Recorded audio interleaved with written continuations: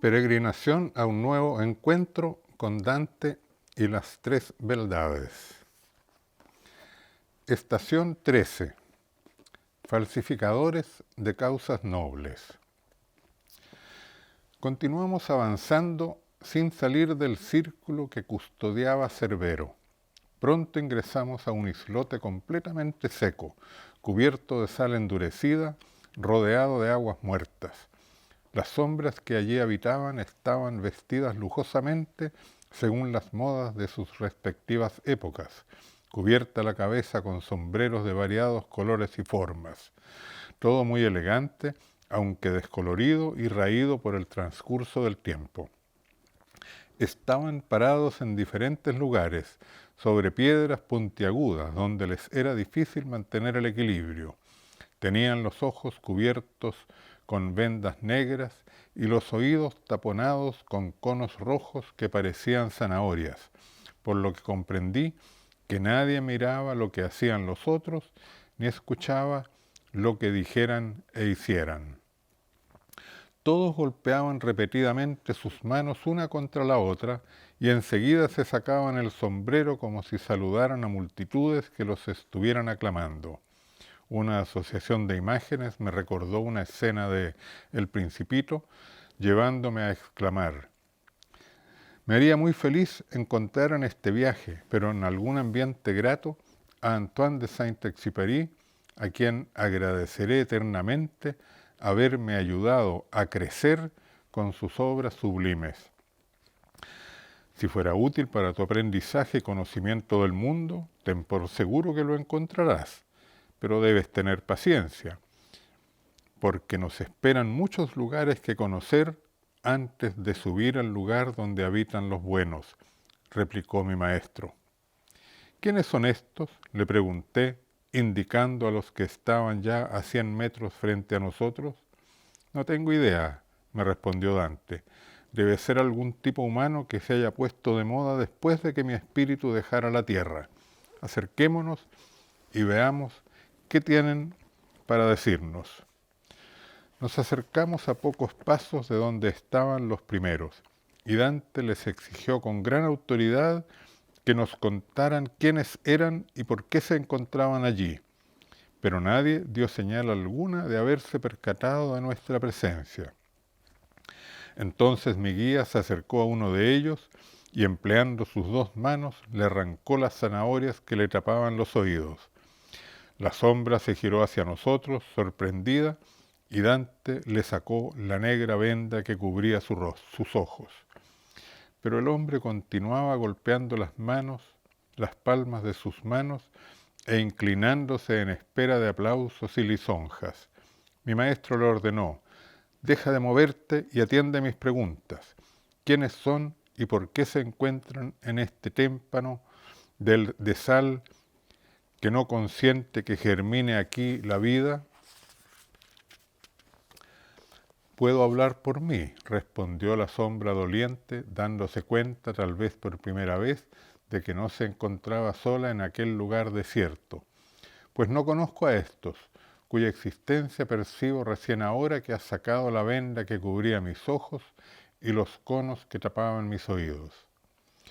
Como se quedó callado mirando a sus desconocidos compañeros, lo conminé a responder las preguntas de mi maestro. Habla de una vez, le dije, pues no hallo la hora de dejar atrás estos círculos infernales y remontar hacia regiones más amables. ¿Cómo te llamas? Nadie. Nadie no es un nombre. Aquí en este mundo de las sombras soy nadie.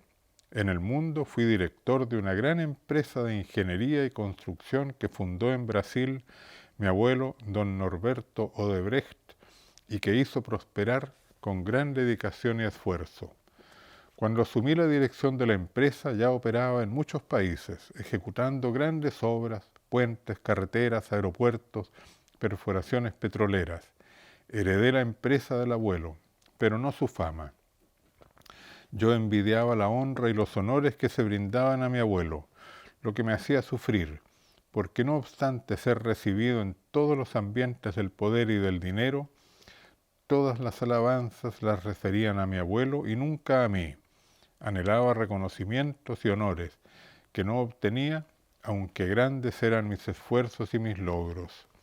Para peor, desde el mundo de las comunicaciones y de la política me expresaban desprecio e incluso odio, que si bien no eran mayores de los que reciben habitualmente los empresarios exitosos, me afectaban sobremanera. Fue entonces que se difundió en Brasil y en casi todo el mundo la idea de que las empresas debían asumir una especial responsabilidad social. Comprendí enseguida que el movimiento por la responsabilidad social de la empresa me daba la oportunidad que tanto deseaba, de hacerme respetado y querido por los medios, los políticos y el público en general. Era tan sencillo como destinar parte de las ganancias de la empresa a financiar escuelas, proyectos ecológicos, actividades en favor de los pobres, becas para jóvenes, programas de desarrollo local y cuánta causa se ponía de moda. Al principio los accionistas de la empresa se quejaron, diciendo que repartía lo que no era mío, sino ganancias de todos los socios, pero los convencí de que lo más importante para la empresa era su reputación. Nos dieron numerosos premios, medallas y reconocimientos que nos calificaban como empresa socialmente responsable, y yo recibí grandes honores y agradecimientos. No me costó descubrir que aún más valioso para la empresa, para mi prestigio y para el bien de la comunidad, era financiar directamente la política, que se preciaba de ser el principal servicio público en pro del bien común. Después sobrevino la maldición y todo se fue a pique, pero eso es otro cuento, porque si estoy aquí no es por haber sido un empresario exitoso, ni por recompensar a los políticos que favorecían nuestras propuestas, pues por aquellos delitos recibí condena en Brasil y pasé varios años en la cárcel. Lo que me tiene aquí condenado eternamente es la cuestión de la responsabilidad social empresarial. Sí, un movimiento discutido y discutible, aseveré, y dirigiéndome al maestro le pregunté, ¿cómo es que el castigo sea mayor por tergiversar el sentido de un movimiento social bien intencionado que por cometer graves delitos contra las leyes? Dante se mostró sorprendido de mi pregunta, pero enseguida, complaciente, me explicó. Lo que en estos círculos infernales se castiga no son los delitos que atentan contra las leyes humanas, que son juzgados en el mundo en conformidad con esas mismas leyes. Aquí se castigan los pecados contra el espíritu, que dañan el alma de los pueblos porque inducen a la pérdida de la fe, de la esperanza y del amor. Pecan contra el espíritu los jueces que llevan al pueblo a descreer de la justicia. Pecan contra el espíritu los intelectuales que llevan a los jóvenes a descreer de la verdad. Pecan contra el espíritu los que dañan causas nobles y valores morales y espirituales.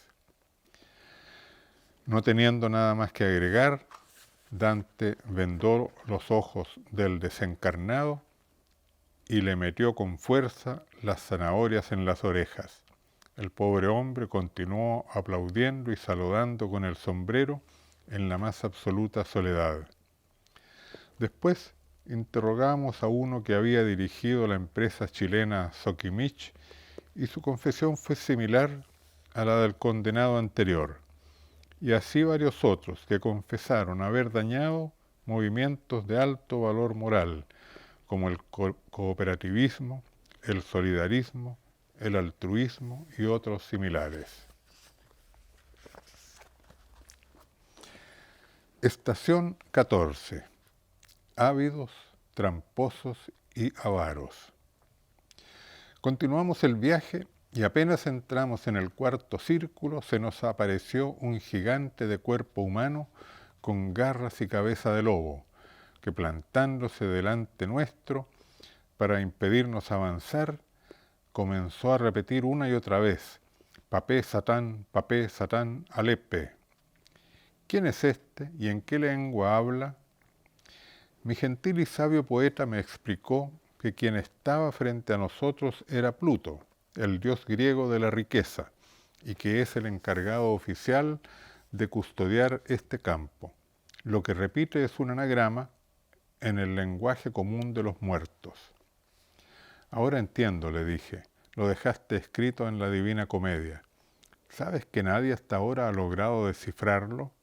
Literatos, filósofos, traductores, adivinos y ociosos diversos han analizado infinitas veces esas extrañas palabras, como si se tratara de un acertijo, de un anagrama, de un palíndromo, de un logogrifo, de una charada o de una alegoría, sin que nunca nadie haya podido esclarecer el misterio que encierran.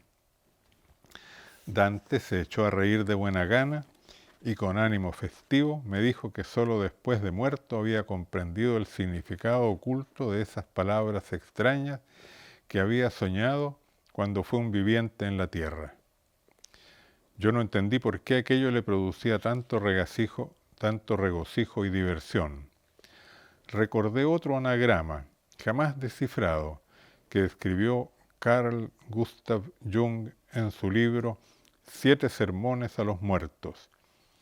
¿Quién, sino mi maestro, podría esclarecer el misterio? Le pregunté. ¿Acaso tú sabes qué significan estas palabras?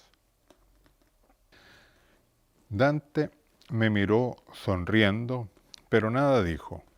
Ante nosotros, Pluto continuaba recitando papé satán, aleppe, mientras avanzaba su lobuno hocico hacia mi rostro. El susto me hizo olvidar los anagramas y miré a mi guía alarmado. No te dejes atemorizar por me dijo Dante al ver mi cara de espanto, pues por mucho poder que tenga, no podrá impedirnos cumplir nuestro recorrido.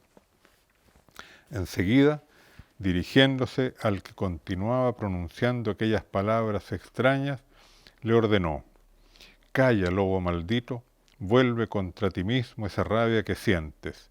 Nosotros tenemos razones y permisos de lo alto para dirigirnos al abismo más profundo de estas sórdidas regiones.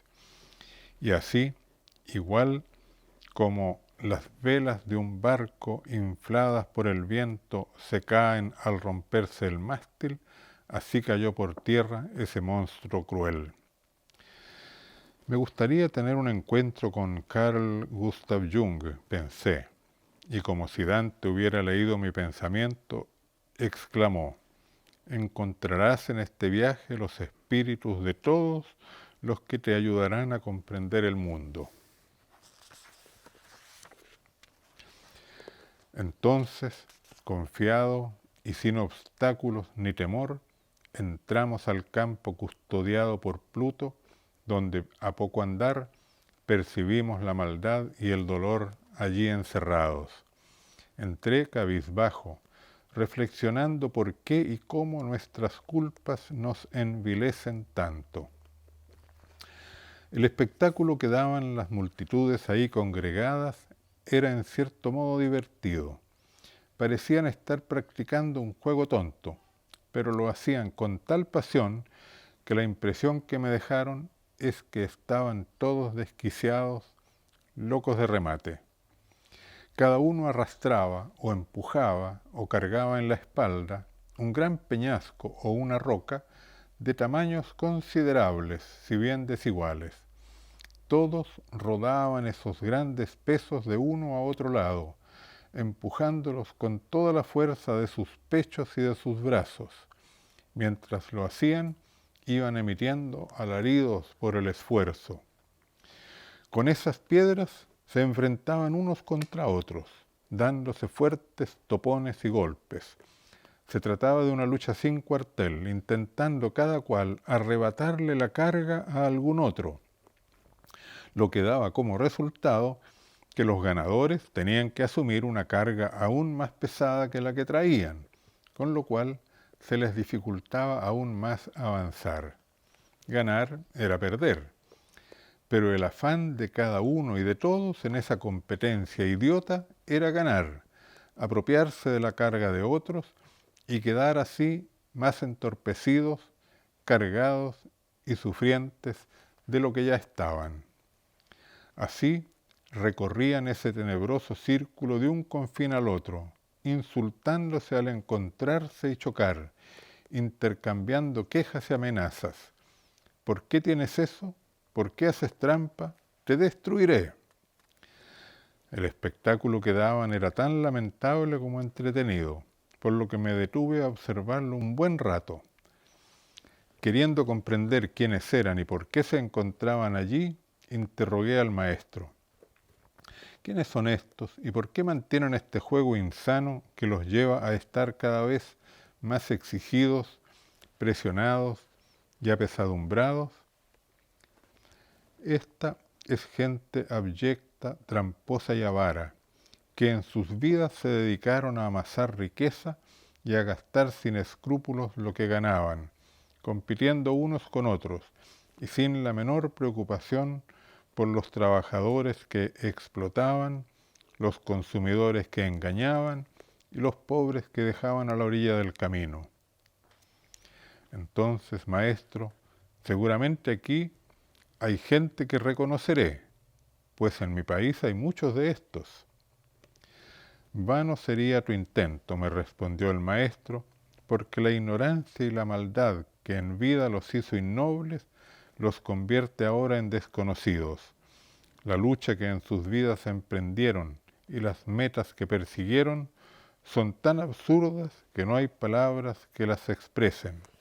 Esas riquezas por las que tanto bregan los hombres son completamente efímeras, y la ambición de apropiarse de la que poseen otros los convierte en seres eternamente insatisfechos. Lo que hace de este sitio un infierno es que acá nadie ayuda a nadie y no existe cooperación ni fines compartidos. Ni todo el oro del mundo podría apaciguar siquiera a una de estas almas que tanto se fatigan en vano. Pregunté al maestro, tan docto en todo, ¿a qué responde un comportamiento tan irracional de los humanos? Me miró a los ojos y exclamó, «Oh, criaturas tontas, cuánta ignorancia os limita y desvía. Te alimentaré con mi doctrina. Aquel cuyo saber todo lo transciende, creó los cielos y la tierra, y dispuso en la naturaleza un orden, distribuyendo su luz por doquier, de modo que en todas sus partes se esplenda.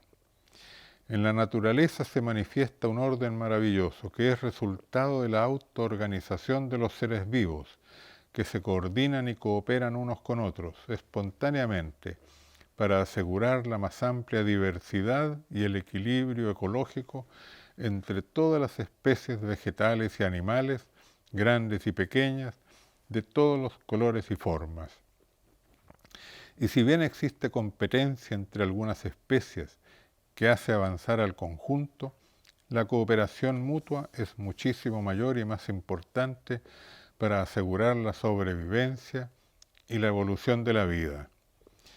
Pero en la sociedad humana se ha perdido este orden natural de las cosas por causa del deseo de poder y de riquezas.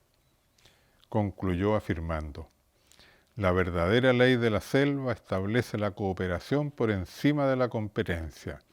Cuando muchos critican el desorden social diciendo que impera la ley de la selva, se equivocan en la metáfora que emplean, pues lo que allí rige no es la ley de la selva, sino el dominio del hombre, lobo del hombre. Diciendo esto, apuró el paso. Es hora de continuar descendiendo, me dijo, pues ya se esconden las estrellas y no nos está permitido demorarnos. No olvides que el tiempo apremia y aún debemos entrar en lugares donde observaremos personajes y comportamientos aún más lastimosos que los que hemos visto hasta aquí, antes de remontar hacia las regiones luminosas que has de saber que también existen. Estación 15. Encuentro con los economistas. Continuamos caminando y sin salir todavía del círculo regentado por Pluto, sentí como un ventarrón helado que nos envolvía. Deténganse, ordenó mi maestro levantando enérgicamente un brazo. Alcé la mirada y pude distinguir una bandada de sombras revoloteando sobre nuestras cabezas. Comprendí de inmediato que eran la causa del viento helado que me había sorprendido. Dante continuó dando órdenes. Pósense en las ramas de aquella higuera seca y dispóngase a escuchar y a responder las preguntas que les haga mi pupilo, que está investigando las causas de los males que presenta la civilización que él habita. Mientras las sombras frías se dirigían obedientes hacia el árbol seco, quise saber quiénes eran. Son almas de economistas, están condenadas a vagar eternamente, sobrevolando y observando los sufrimientos de los que siguen engrosando el círculo de los que cargan rocas y luchan buscando acrecentar sus riquezas. Las culpas de estos economistas son grandes, por lo que deberán estar eternamente observando el mal que hicieron con su falsa ciencia y arrepintiéndose por ello. Mientras hablas con ellos, iré a tenderme a la sombra de aquel ciprés, porque necesito traer a mi mente el recuerdo de mi amada Beatriz. No me gustó que el maestro me dejara solo en ese trance con la tarea encomendada, pero me animó tener la oportunidad de dialogar con los cultores de una disciplina que yo había estudiado. Me acerqué a la higuera seca en cuyas ramas se habían posado aquellas sombras, pero manteniendo prudente distancia porque de ellas emanaba un aire helado. Díganme sus nombres, ordené con voz que yo mismo sentí insegura. El primero en presentarse fue el que se había instalado en la punta más alta del árbol. Soy Adam Smith, el fundador de esta enorme y disciplinada secta intelectual y académica. Se presentaron a continuación los que se habían posado en las ramas superiores: John Stuart Mill, David Ricardo, John Keynes, Friedrich Hayek, Milton Friedman, Galbraith, Alfred Marshall, Ludwig von Mises, Thomas Malthus, Jean-Baptiste Say, John Hicks, Leon Walras, y enseguida una lista interminable de pequeñas sombras que colgaban de las anteriores y que tuve que hacer callar porque sus nombres no significaban nada para mí. De modo que fueron ustedes los que inventaron la ciencia de la economía con el supuesto del Homo economicus. ¿Quién es el culpable de dicha expresión? Las miradas de todos se volvieron hacia John Stuart Mill, cuyo rostro se pintó de carmesí. Enseguida, cubriéndose la cara con un brazo para ocultar su vergüenza, exclamó: «Fui yo, lo confieso, el que primero usó esa expresión, aunque debo decir en mi defensa que expresamente afirmé que se trataba de un concepto arbitrario. Mis palabras textuales fueron que el Homo economicus es una definición arbitraria del hombre como un ser que inevitablemente hace aquello con lo cual puede obtener la mayor cantidad de cosas necesarias, comodidades y lujos, con la menor cantidad de trabajo y abnegación física con las que éstas se pueden obtener». No es una buena disculpa, repliqué. Al contrario, tu pecado y el de todos los que emplearon ese concepto para construir sobre él la ciencia moderna de la economía es aún más grave, pues significa que estaban perfectamente conscientes de que se trataba de una definición arbitraria, falsa y engañosa. Ese ser que, inevitablemente, como has afirmado, se comporta de modo tan vil, no corresponde a la verdadera naturaleza humana. Y ustedes, todos ustedes lo sabían, de modo que el modelo teórico que elaboraron lo levantaron sobre una falsedad de la que eran conscientes. Malditos todos ustedes. Como guardaban silencio, los increpé, obligándolos a explicar las razones que tuvieron para hacerlo de ese modo. Es que así era más fácil, afirmó uno del grupo de abajo que no llegué a identificar. En efecto, intervino León Walras, mi vanagloria fue haber fundado la economía matemática, mediante la cual toda la estructura y todo el proceso de la economía pudieron describirse y expresarse en fórmulas, ecuaciones y estadísticas. Eso requería, ciertamente, simplificar los comportamientos humanos y reducirlos a leyes muy simples, como la ley de la oferta y la demanda, con base en la idea del Homo economicus. Repliqué. Redujeron y trataron a los seres humanos como meras cantidades, como objetos sin alma, que se pueden medir, cuantificar y modelar completamente. Elaborando las famosas leyes teóricas de la economía, decretaban e imponían esas leyes en la práctica, y así determinaron el comportamiento de los individuos y de las naciones. El Homo economicus, insistí, es un individuo desalmado, sin alma, y ustedes, con su falsa ciencia, guiaron durante siglos las actividades humanas y fomentaron la difusión de verdaderos monstruos. No podemos negarlo, porque estamos aquí castigados y con la obligación de reconocer nuestras culpas, se apuró en confesar David Ricardo. Entonces dije, los dejaré hablar uno tras otro. Comienza tú, Jean-Baptiste Say, confiesa tu pecado con humildad. Puedo confesar, pero no con humildad, pues no fui humilde en vida. La ley que yo formulé e impuse, conocida como ley de Say, establece que la demanda está determinada por la producción. Sostuve que cuando un productor termina un producto, su mayor deseo es venderlo para que el valor de dicho producto no permanezca improductivo en sus manos, pero no está menos apresurado por deshacerse del dinero que le provee su venta, para que el valor del dinero tampoco quede improductivo. Ahora bien, no podemos deshacernos del dinero más que motivados por el deseo de comprar un producto cualquiera. Vemos entonces que el simple hecho de la producción de una cosa abre desde ese preciso instante un mercado a otros productos. Lo increpé. Esa ley, aplicada en la práctica, da lugar a una deformación completa de la economía. Te conmino a que lo expliques en voz alta y clara. Ante la fuerza y el énfasis de mis palabras, el economista, sin ser capaz de sostener mi mirada, explicó de mala gana.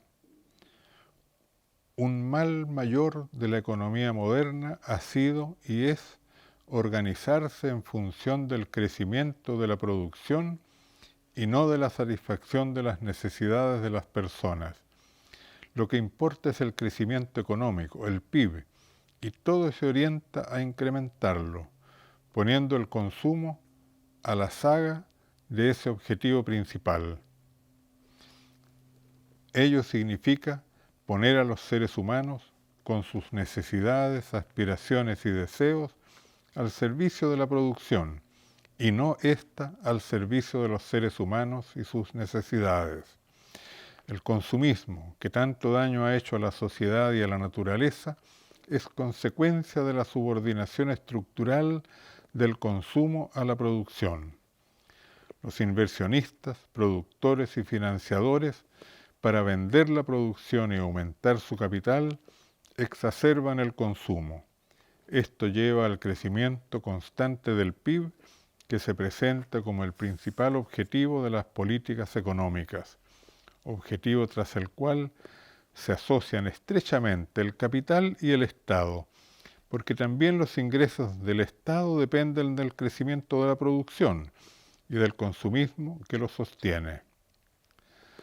Observé que Keynes, sentado sobre una rama al lado izquierdo del mismo árbol, se movía incómodo. Es tu turno, le dije. Confiesa tu pecado, que por la inquietud que evidencian los movimientos nerviosos de tus manos, intuyo que son aún más graves que los de tus colegas.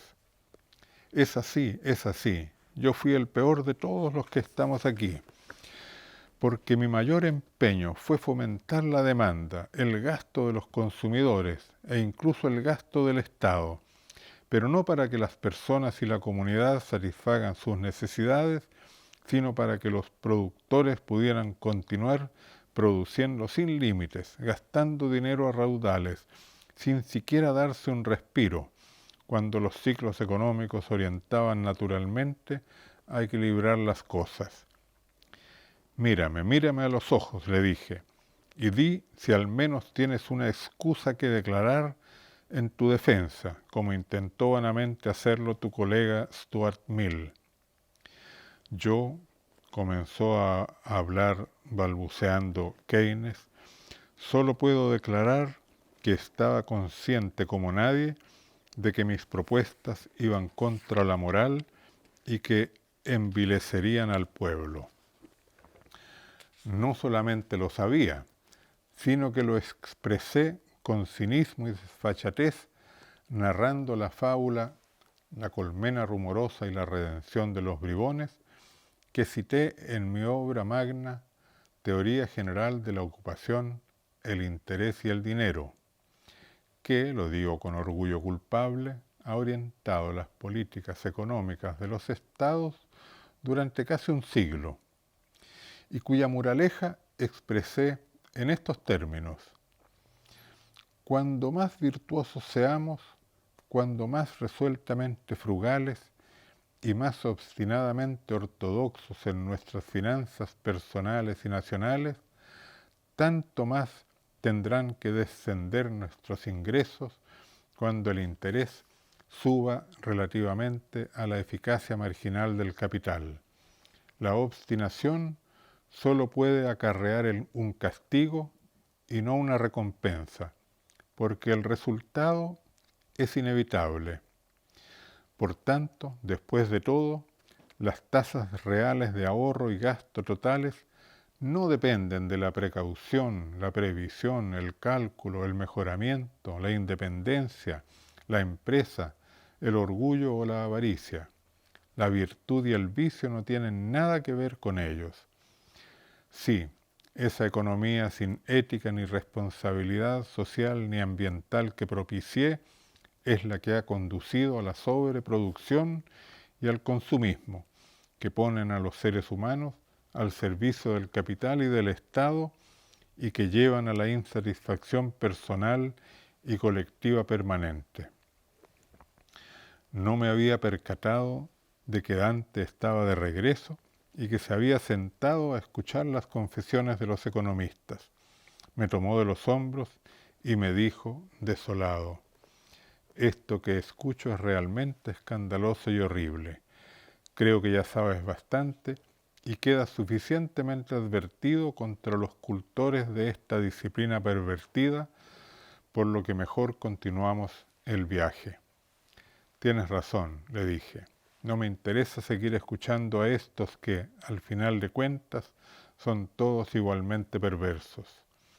Entonces mi maestro se volvió hacia Pluto, que todavía nos seguía sumiso, y le ordenó que mandara a todas esas almas sucias que posaban y pendían de la higuera a sumergirse en la laguna de fango, donde podían compartir torturas con Maquiavelo y sus secuaces, practicantes de la ciencia política, porque eran de la misma calaña.